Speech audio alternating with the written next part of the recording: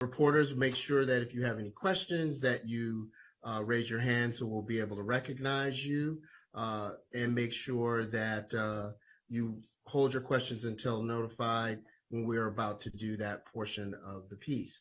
So we'll hand it over to the county executive to do his introduction. Good afternoon, Mr. County Executive. Good afternoon, everybody. First of all, thank you for joining us. And before we talk about Montgomery County, I did want to note the passing of former President Jimmy Carter.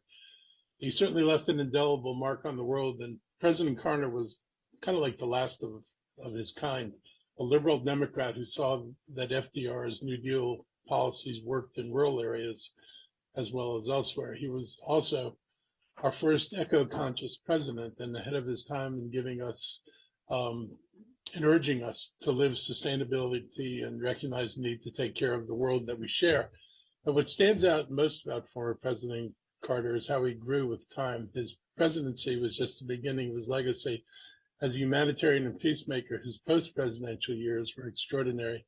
From advancing peace efforts around the globe to building homes through Habitat for Humanity, President Carter actually led by example. His work with Habitat, another important organization, helped to house millions of people across the globe and to fight basic diseases, embodying his belief that everybody deserves dignity, good health, and shelter.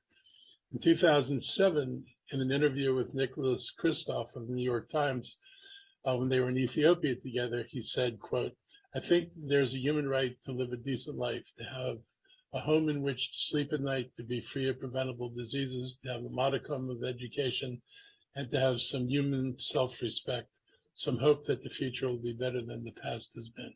Those are all human rights," unquote. President Carter's life reminds us leadership is not bound by titles or terms.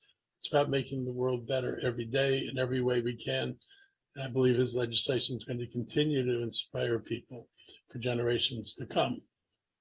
I want to talk a little bit about New Year's Eve. As we approach New Year's Eve, I want to start by wishing all of you a happy and healthy New Year.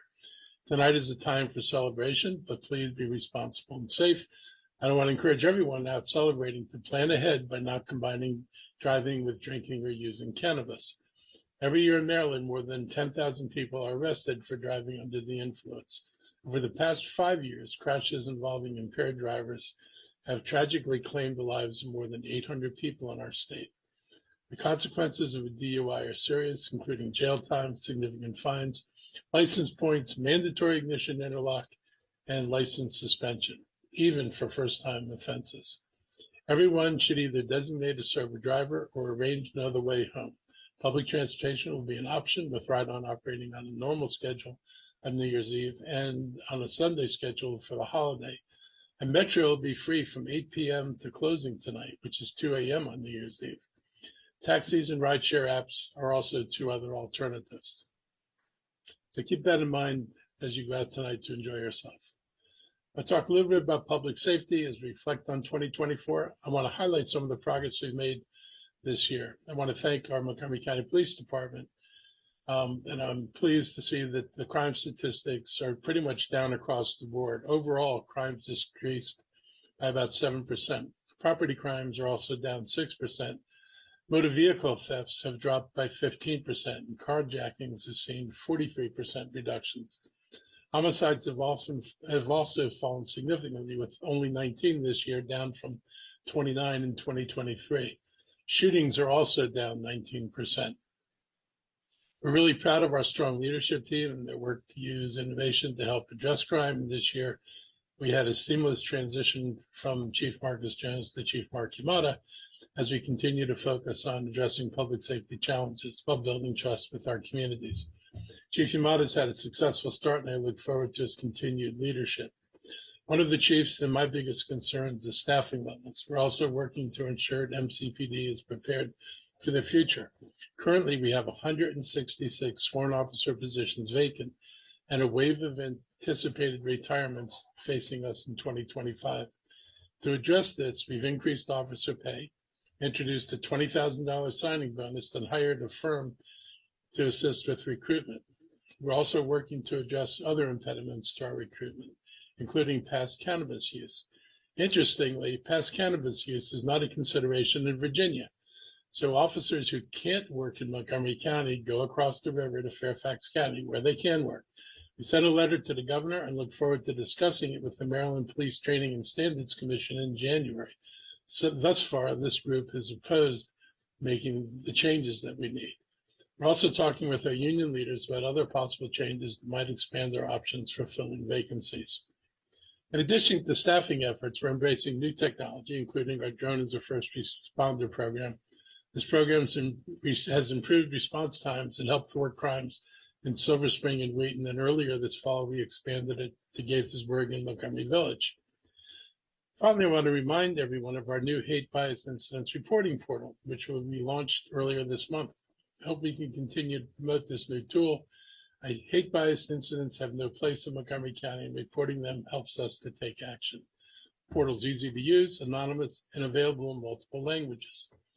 Chief Yamada is not available today, but I'd like to welcome Assistant Chief Dave McBain and Lieutenant Sun Young Kim to this week's media briefing. Thank you both for being here and to provide more insights on MCPD's work and priorities for 2025. So I'll start with you, Chief McBain. Thank you very much, County Executive. I think you said it best when you said for people going out tonight to be responsible and safe, and that's all we're asking people to do. I wanted to talk about a few things about what's out there, what we have on the road tonight to make it a safer Montgomery County. For the past 6 weeks, we've been running the Holiday Task Force, which is units comprised of Montgomery County police officers, but also our partner agencies in the region, Gaithersburg City, Maryland Police, Tacoma Park, and Maryland National Capital Park Police. Every single night for the last 6 weeks, or at least 5 nights a week for the last 6 weeks, an average of 12 of those officers have gone out into our community with a focus on DUI enforcement. And in that 6 weeks, they've made 189 DUI and DUID, or driving while under the influence of a drug arrest. Basically, it was predominantly alcohol related, with about 4 or 5 individuals arrested for driving while under the influence of drugs. Just to give a little comparison, last year at this time, we were only at 111 DUI arrests. So we've seen 78 more DUIs arrested this year. It's a kind of a double-edged number. In one respect, I'm extremely happy with the work that our officers are doing. But in another respect, we have a lot of people out there that are not taking our recommendations and your recommendations to be responsible. So tonight is going to be no different. We will be out there. The Holiday Task Force will be on the road working throughout the entire county with this emphasis on DUI. And also we've called in additional units to work in other locations in the county to just put more officers on the street, keeping our so what we're saying is something we've said for many years, is when you're preparing for the night, don't prepare just to get to the location to have fun. Make sure that your preparations are for the return trip. And if you find yourself in a pinch and you need to get home and you can't operate a vehicle safely, remember that you have options like cabs and Uber, Lyft, and other programs like that. And this year, like many years in the past, the Washington Regional Alcohol Program, WRAP, is sponsored and working with Lyft to provide a free ride home up to $15 for your ride home anywhere between the hours of 10 p.m. and 4 a.m. tonight. So if you find yourself in a position where you need a ride, you can use your app to go to the Lyft app and get a ride home. So be safe, have fun, but be smart. Thank you very much, sir. Thank you. I think I'll turn it over to Sun Young. Yep. Thank you, Mr. Allred. I appreciate your invitation to have me here. As County Executive has mentioned, this is our preliminary numbers for 2024, but in many categories, our crimes are down compared to 2023. But in addition to that, I wanted to highlight some of the other statistics that's worthy of mentioning is that reference our homicide. We have so far in 2024, 84% closure rate. And that's for 2 years in a row, we have maintained an above 80% closure rate, which is well above the national average reported by DOJ. And that is thanks to our dedicated and well-trained, well-experienced detectives, as well as obviously the collaboration we have with the State's Attorney's Office, as well as our community. We get the tips, we get the information that is necessary for detectives to work diligently to solve these crimes. And they make it a top priority. As far as the carjacking, 43% down reduction compared to 2023 so far is a great number, but I also wanted to highlight the fact that that's the lowest number for the last 4 years. In 2021, we saw a 3-year trend of increasing in carjacking incidents, and this year is the first year we have seen a reduction. And so far, 2024 numbers are lower than 2021 numbers. So I definitely wanted to highlight that. We saw, again, 2023 was the highest number that we've seen with auto theft, but we were able to do a lot of efforts, and those are down. These are all, again, dedicated to the proactive police officers out on the road, doing their jobs, as well as with the advancement of expanding our technology, especially with the license plate readers, as well as our auto crimes and enforcement detectives targeting repeat offenders of auto theft and carjacking crimes as well. So, again, so far we're doing a great in 2024, and we hope that these trends will continue for 2025 as well. So, thank you.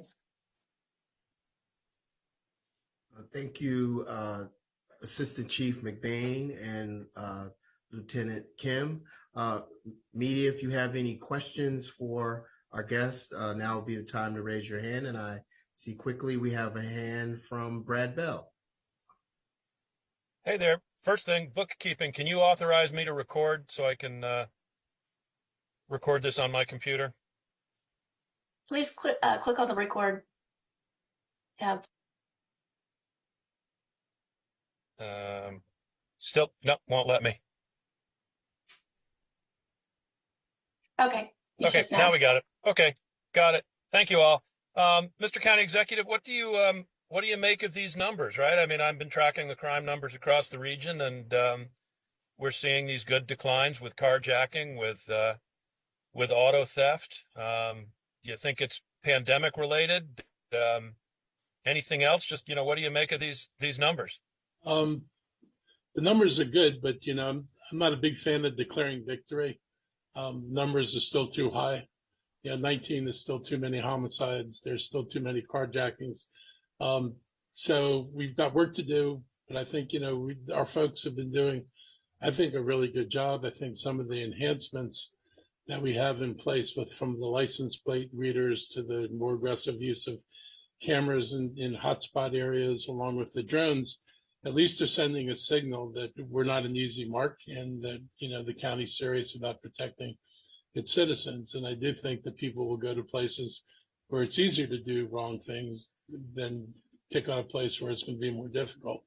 And that's part of what our strategy has been, to be very clear and open about what we're doing to try to suppress this. And so I'm really pleased working with the department and with the council's support for the technology that we've been able to do that. I think there are probably some other economic factors. We have gotten, farther beyond COVID. People's lives may be coming back to them in a better sense than before. It's hard to read that, but I'm just happy the numbers, we're ending a year, we can actually say the numbers are down. It's progress, and we're just going to keep making progress. Right. Thank you very much, and Happy New Year to you. Happy New Year to you. Susan Pollock, next question. Hi, thank you, and Happy New Year, everyone. I just wondered if, in light of different issues in terms of staffing issues and everything, if you want to talk about some of the mental health issues, considering what happened yesterday in Bethesda, what officers can do, or how intense a problem is this? Is it rare, or is it pretty common? I guess I'd ask, Mr. McBain or Lieutenant Kim to give their feeling. They're more attuned to that than I am. I mean, we have programs, and, we've enhanced our programs to provide assistance to officers. We well recognize the challenges that public safety people face in terms of mental health. It is clearly a more stressful job than any of us on this phone call, except for the two people in the department, actually face. And it's a lot of stress and a lot of challenges. And, it takes its toll on people. And, the mental health of officers is recognized not just in Montgomery as a Montgomery County issue, but it's a national issue. So, we try to put the programs in place to help people. But if, either Lieutenant Kim or Chief McBain would like to add to that, please feel free. Yeah. So I'll follow up. We have a lot of avenues of support for our officers, not only peer support from within the agency, but we have doctors with the county where our officers can get the help that they need. Clearly, I think that this is officers dealing with things that everyone else deals with has always been around. We're doing a lot better job at identifying officers that are having issues and trying to work with them to get help and get healthy, to get back on the street. We obviously want officers that are responding to calls for service to be at their top game. And so we do a good job about identifying issues as they arise and providing support, not only through the county OMS system, but also with training of our supervisors to identify when they see issues with officers. So we have a really good support system that we currently work with.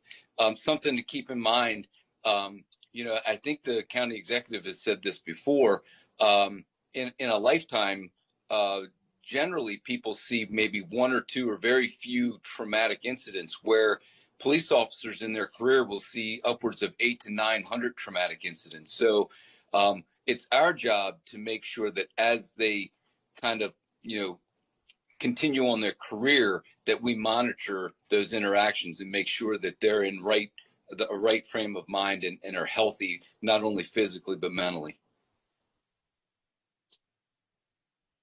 Thank you. Mm-hmm. Lieutenant Kim, any closing words to that question? No, I think our Chief McBain said it perfectly. It is definitely a topic that is very true to our department, that we collaborate strongly with our FOP as well to ensure the safety and well-being of our officers. And the last several years, as Chief McBain mentioned, it is a topic that's been trained on and discussed with everybody for multiple years beyond what is quote unquote mandatory, just because of the dedication we have for everybody's welfare. Well, thank you both for joining today. Are there any other questions? I didn't see another hand. I didn't see any either. All right. Another question. It looks like another question from Brad. Well, just logistics. It did not allow me to record. So how quickly will your recording of this pop up so we can put it on the air? It's on YouTube now. We can also send you a file as well. Thank you. Mr. Sherwood. Merry Happy New Year. Looks like we have a question from Tom Sherwood.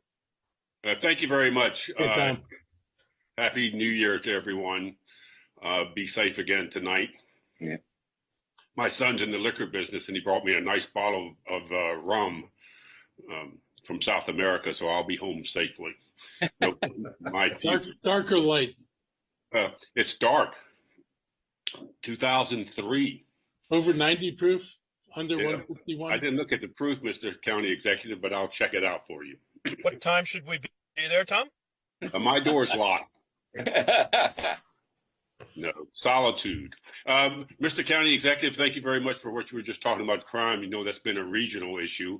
Yeah. Last night at 10 o'clock, just a few minutes before 10, Mayor Muriel Bowser, who's had her own crime issues, announced that she had met with President Trump.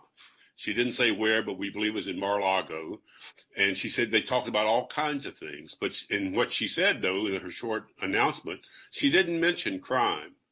I'm just wondering, I doubt that you've asked for a meeting with President Trump, but what would you say to him if you had such a meeting?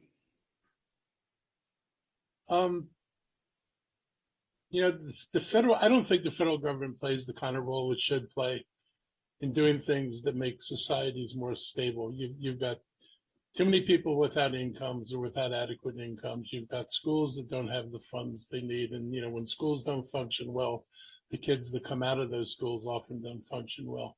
There are a lot of places where the federal government could play a role in strengthening communities and strengthening the people who live in these communities. And it would be nice if he'd think about that. I mean, my concern is what we're going to see is a lot of corporate welfare, you know, a lot more money going to people who don't need a lot more money, and more stress on lower income households. You know, there's some of the stuff they've talked about with affordable housing indicates actually less investment in affordable housing. That's a good way to guarantee the instability of a community. I just wish he would take a broader look and focus on actually governing. Federal jobs? Federal jobs, and well, that's a whole other can of worms for us. I mean, if he does the things he's talked about, you know, getting rid of the education agency, you know, cutting departments, whole parts of departments that he doesn't like, a lot of Montgomery County residents work in those departments. That could lead to a lot of unemployment. It's not like these folks can go out and get another job in the same line of work. They've got mortgages that would be hard to support with that income. So it could cause real hardship for the county. And of course, you know, if our tax revenue is down, that's the thing about employing people, whether government workers or not. The money they spend gets recirculated through the economy. And before he goes butchering a bunch of jobs, he ought to think about what the effect on the economy, both local and nationally, is going to be, because it will not be good. Okay, well, thank you very much. And again, all good wishes. Happy New Year to everyone, except the other reporters on this broadcast. Have a good day. Thank you. Thank you. Tom, are you a reporter still? I am an analyst. I get to say what I think as opposed to what others think. Sorry. I like that about you. And you do. We do have a question from Adam Tuss, but Adam, before is your question regarding public safety? Because if you could wait, we'll finish out this piece and then we'll have you hold your question till then. I can wait. Thank you very much. All right. Okay, well, thank you for being on today, and look forward to talking to you again soon. Other things happening in the world. This Friday, the 119th Congress is going to be sworn in. I wanted to take a moment to recognize the contributions and changes ahead. We thank Senator Ben Cardin for his decades of public service and welcome Senator-elect Angela Osserbrooks, whose historic election is a milestone in Maryland. I also want to welcome April McLean Delaney as a new Congress member joining the county's congressional delegation. And I, just make a side comment. I mean, one of the nice things about Maryland is we can elect people of color and women to the highest offices in this state. And this state seems to be basically comfortable with that. And just a nice thing to say about, Maryland and the kind of population we have in Maryland, that we can talk about this and just recognize that's a true thing that happens here. I also want to commend Representative Jamie Raskin on his new role as ranking House member of the House Judiciary Committee. His leadership will be crucial, ensuring the incoming administration adheres to the laws and Constitution of this nation. And with the Republicans now leading the House and the Senate, we must prepare for the challenges this shift may bring, from potential impacts on federal funding to policies critical to Montgomery County, like addressing climate change and promoting equity. We're also concerned about the threats made about mass deportation, which would have devastating effects on families, businesses, and on the community at large. As always, we'll continue advocating for our residents and our shared values. As we wrap up, I want to remind people who've made New Year's resolutions to get in better shape. Our county's recreation centers are now offering free gym access for the third year in a row. This has been a change we brought about 3 years ago, and I'm really proud that this will be the third year. in which our rec centers, our gyms are open to the public. And I hope people take advantage of it.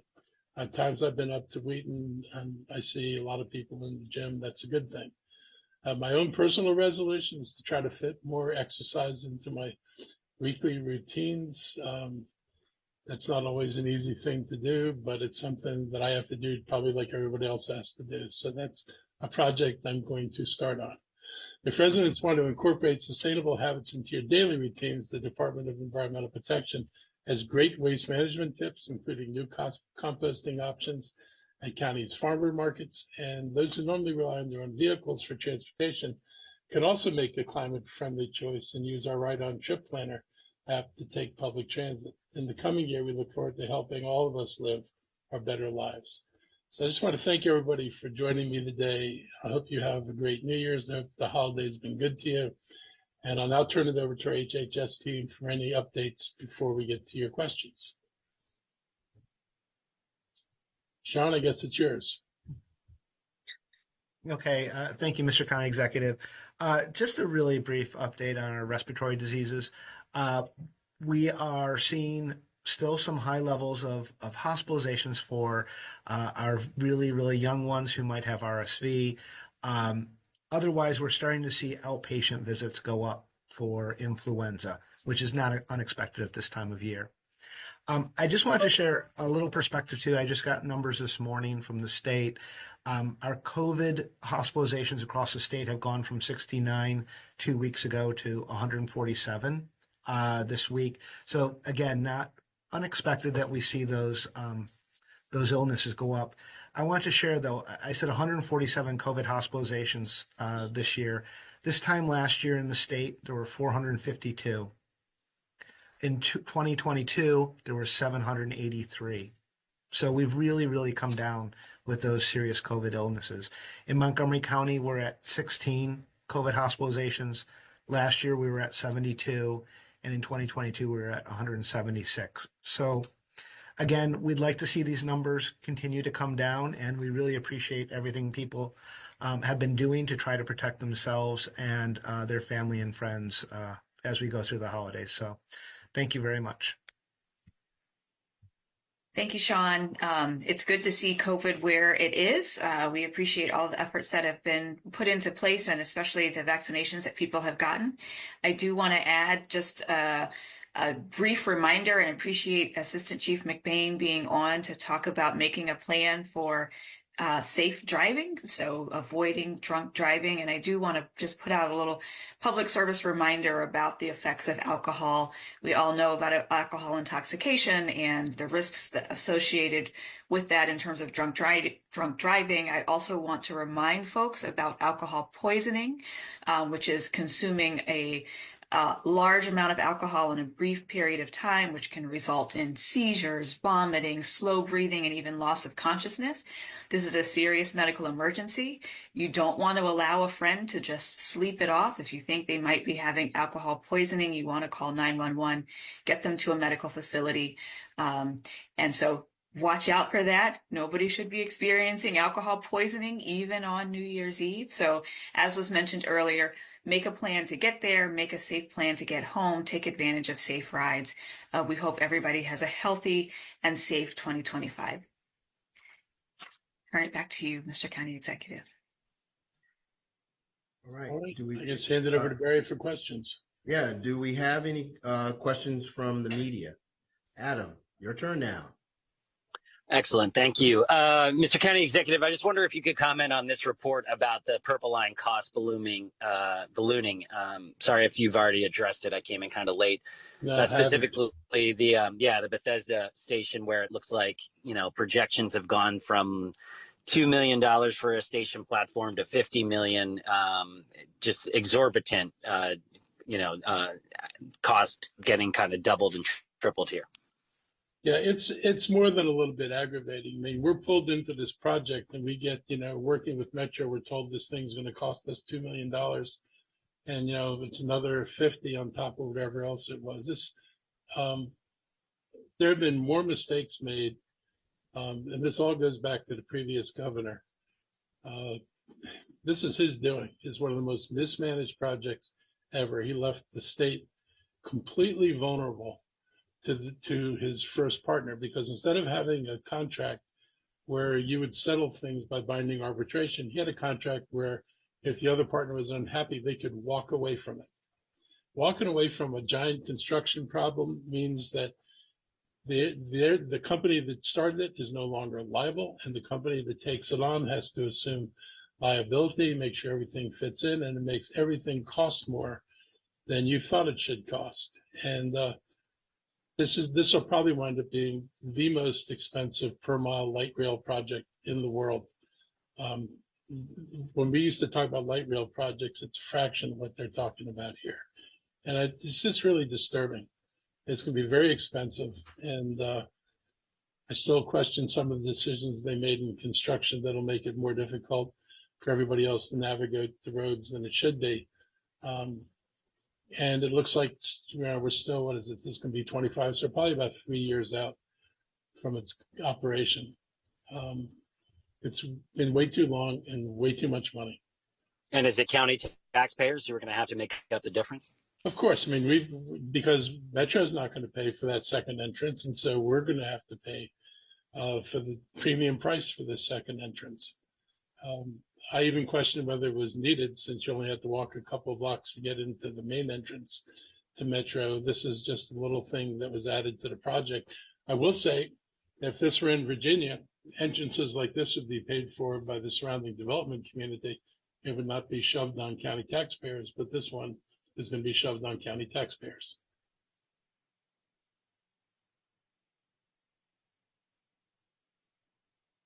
Does that help? Yes, thank you. Any other questions for the county executive? I don't see any. Guess everyone's ready to go and get ready for tonight's festivities. Okay, so thank you very much for being here today on behalf of the county executive. We want to wish all of you who are here a happy new year and a safe transition into 2025 on behalf of the county executive. We'll see you back here next week for another session of our weekly media briefing. So happy new year to everyone, and please be safe tonight. Everybody be well. Take care.